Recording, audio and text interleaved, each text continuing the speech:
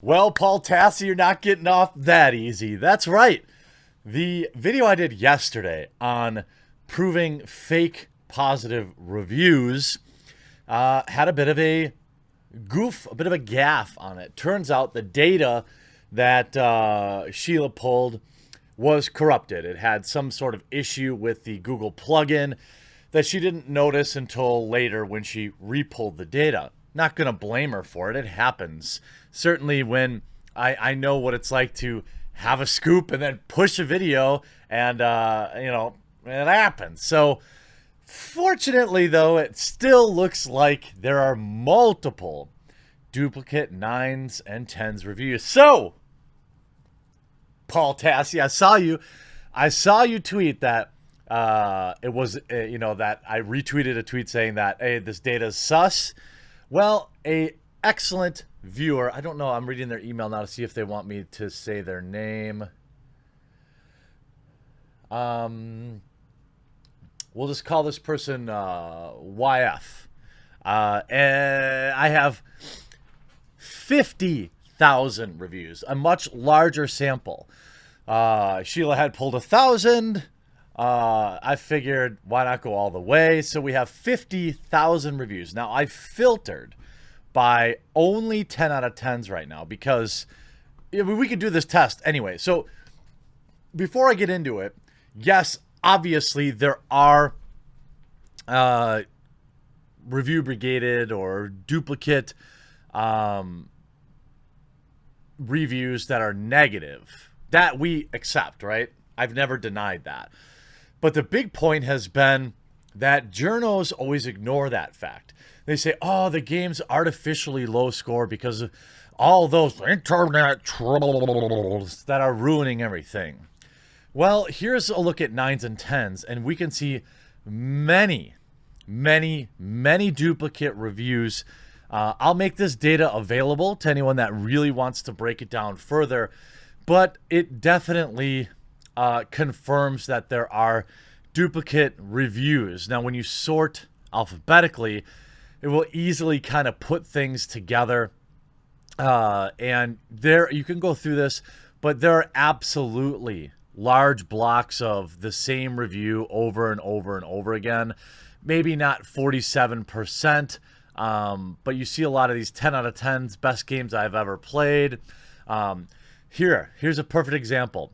Two different usernames, okay? I don't know how well you can read this, but John Quillen and Knee Omega, one on July 1st, one on July 19th, both 10, leaving the exact same review. 10 out of 10, master and defining game of 8th generation. Don't believe the haters. So the same person went back twice and left the same review. There's absolutely larger chunks inside this data that are exactly the same. Here you have, interestingly, the same 90% of these negative reviews are people who haven't played the game. 90% of these people have never played the game. You have some that are very, very, very similar, but then you have ones like this, left on June 22nd and June 29th. The exact same review. 10 out of 10, 10 out of 10. A beautiful and mesmerizing game. Spelled with the S. Neil created something beautiful. Stop brigading negative reviews. All the way through here, just tons and tons and tons of them. A brilliant game, a brilliant game, a brilliant game, a masterpiece, a brutal tale, a brutal gritty. There are some that are very, very similar, but when you're looking at a data set of 50,000 people, probably going to see, some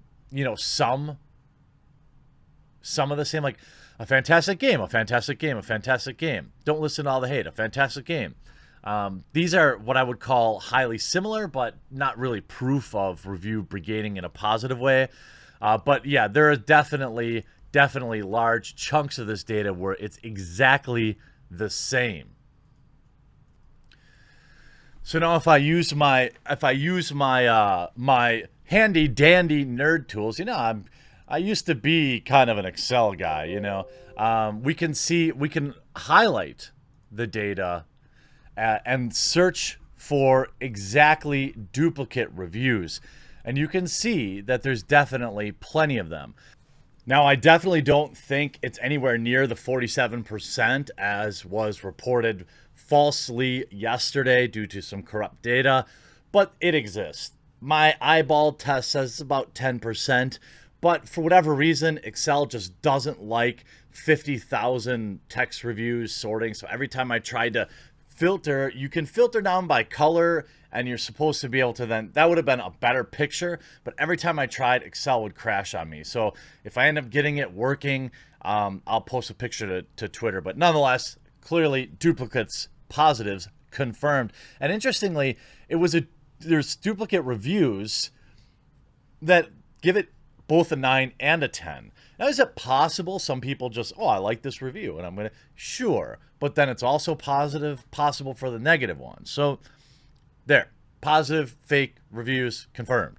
Now, Neil Druckmann at it again. Neil is very thin-skinned, and I saw this tweet come out the other day, and I thought it was pretty funny. Now, I have grown to like Neil, because he does sometimes know exactly how to troll. For example, this is a perfect example. You see, holy moly, The Last of Us Part 2 has more positive user reviews than Uncharted Collection, Uncharted 4, and Uncharted Lost Legacy, and The Last of Us Remastered combined. So, of course, you have, he cuts out the negative reviews, but that's like a little bit of a nod to it. I mean, I think it's pretty funny. That's a gold level troll or whatever by Neil. But then this one is a little, I don't know, a little salty. There's a thread going on. Anyone else put off by the hetero agenda in the game? And you have Neil Druckmann at it again. And you see Nerdrotic on here. Thirsty, thin-skinned millionaires. The Ryan Johnson of video games, abbeys and gentlemen. And you see Corey Balrog. This guy's always in here, too, to own the gamers. Such a beta, Neil. Don't even get me started on the canine agenda in this game. I mean, why can't games just be about no political things like kingdom soldiers and spies? And again, this is just elitist video game developers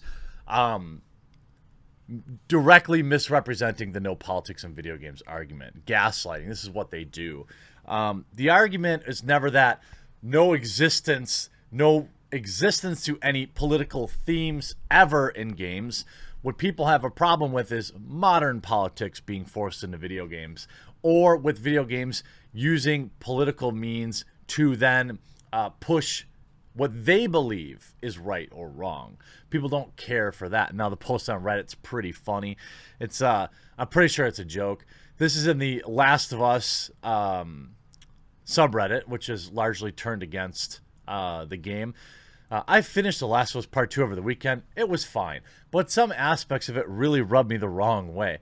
I just don't understand what narrative purpose it serves for Tommy and Maria to be a married couple. They talk about their marriage and how they separate at the end. It was really off-putting because it felt like they were forcing it down my throat. What was the reason they had to be together? To score brownie points for straights? Now, this is, of course, the salty pro Neil Druckmann taking a little shot at the I don't like the political side of the game and pushing agendas. Look, clearly Naughty Dog does have an agenda. Neil Druckmann has himself admitted that. But, I try to brush it aside when we get introduced to Abby. It's clear very early on that she has romantic feelings for Owen. More straights, and then the two just have a hookup scene. Well, I don't know if I would call that straight, but that's, it's very in your face and just screams agenda. It seemed like Naughty Dog just wanted to appease the straight community instead of focusing on the story. There were some natural and organic characters in the game like Ellie and Lev and Dina who had a male partner in the past, but they just had to ruin it by forcing an agenda.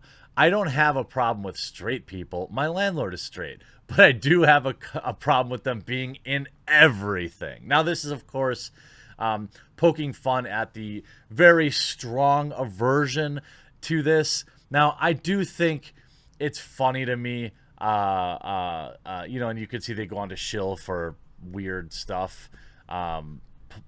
SJW stuff, and they got all sorts of cash Reddit money. I don't know how any of this stuff works.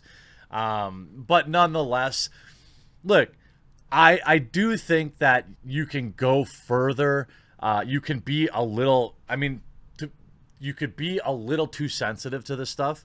You know, the existence of a gay character in a video game is no big deal. It's 2020.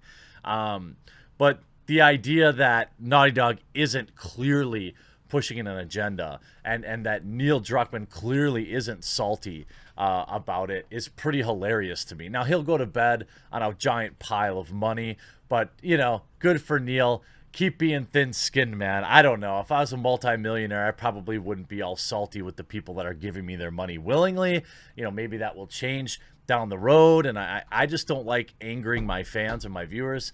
But you know what? I had to correct the data yesterday. The percentage, clearly not 47%, but I think I've shown that, you know, the existence of duplicate reviews is real. I hope you enjoyed this video. We'll talk to you again real soon.